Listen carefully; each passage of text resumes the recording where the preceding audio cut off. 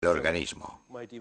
Hasta podría generarse ácido hidroclórico en el estómago y causaros acidez.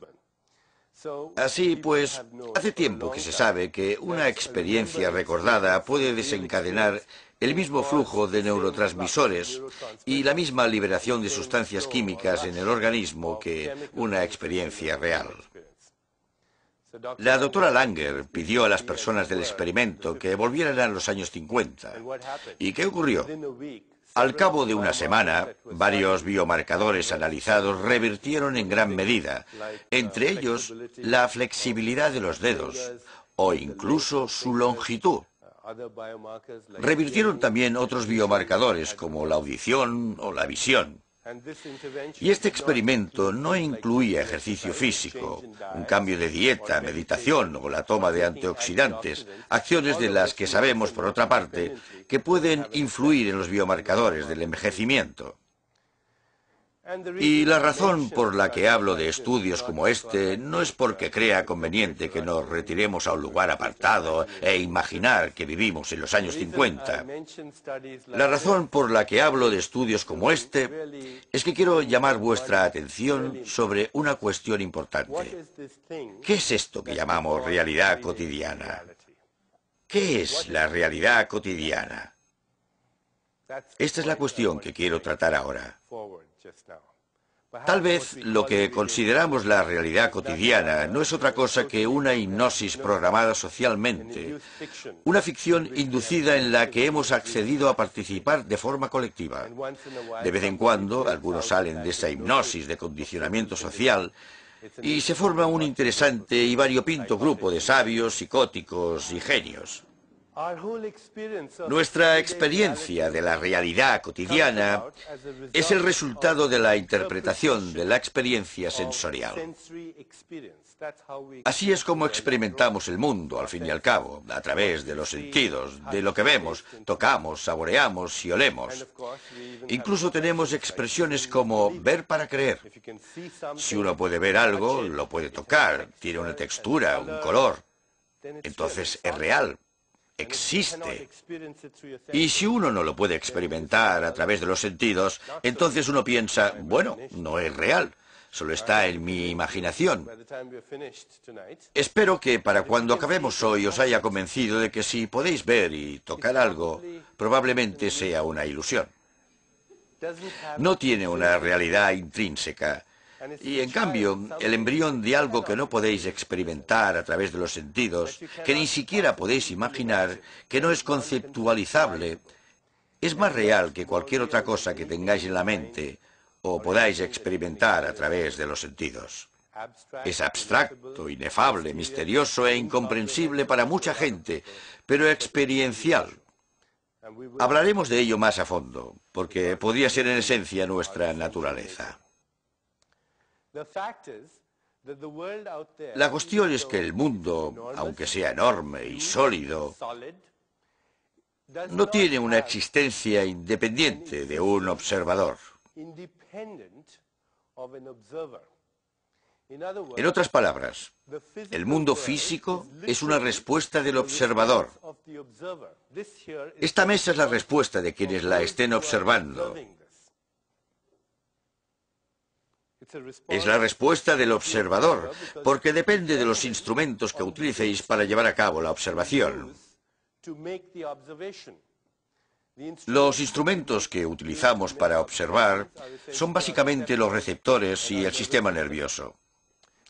Y la forma en que utilizamos estos instrumentos y la forma en que hemos aprendido a utilizarlos nos proporciona una determinada imagen de la realidad. Y creemos que esa imagen de la realidad es la realidad, pero lo que quiero demostraros hoy es que hay una diferencia entre la realidad y nuestra percepción de la realidad. Un experimento conocido entre los científicos que estudian el campo de la cognición es el de los gatitos criados en una habitación que solo tenía rayas horizontales. Estos gatitos fueron expuestos a un determinado estímulo visual, el de las rayas horizontales. Otro grupo de gatitos fue criado en una habitación de rayas verticales. Una vez adultos, un grupo de gatos solo veía un mundo horizontal. El otro grupo solo veía un mundo vertical que no tenía nada que ver con la concepción de las cosas de estos gatos. Parece ser que no tenían las conexiones interneuronales, es decir, las conexiones entre neuronas para ver ya fuera un mundo horizontal o vertical. ¿Qué había pasado? Los gatos expuestos solo a estímulos horizontales hacían una interpretación. Su sistema nervioso hacía una interpretación. Quizá no fuera en inglés, quizá no fuera con acento indio, pero aún así se daba un proceso en la conciencia de estos gatos. Todo parece horizontal, así que todo debe de ser horizontal. De hecho, su sistema nervioso se había desarrollado de tal modo que acabó reforzando esa interpretación, por lo que al final lo que veían era su interpretación. Puedo aseguraros que la mayor parte de lo que vemos es una interpretación, y no hablo metafóricamente. Es una función de nuestros receptores y el modo en que hemos aprendido a utilizar esos receptores. Esto es válido para todos los seres vivos, no solo para los seres humanos. Una abeja, cuando ve una flor, como no percibe el mismo espectro de longitudes de onda de la luz que nosotros, pero ve la radiación ultravioleta, percibe esta radiación. Una abeja, cuando ve una flor, no ve la flor como nosotros, aunque perciba la miel a distancia. Una serpiente percibe su entorno mediante sensores infrarrojos. Un murciélago, gracias al eco de los ultrasonidos. Las ballenas y los delfines se desplazan gracias a la ecolocación y a la percepción de los campos magnéticos de la Tierra, igual que las palomas mensajeras y otras especies de aves. Los globos oculares de los camaleones pivotan sobre dos ejes distintos. No os podéis imaginar qué aspecto tendría esta habitación para un camaleón. Así que, ¿cuál es la verdadera imagen del mundo? ¿Cuál es su verdadera textura? ¿Cómo es en realidad? La respuesta es, depende de quién lo observe. ¿Qué clase de instrumentos utiliza?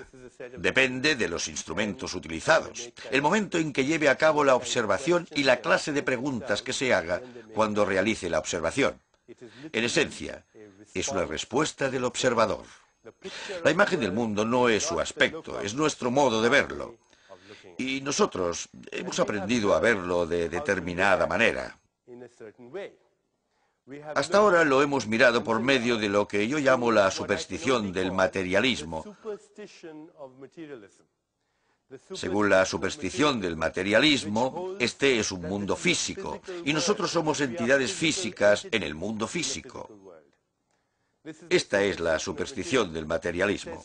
Sostiene que debemos confiar en los sentidos, cuando hasta el sentido común nos indica que los sentidos son la prueba menos fiable de la realidad.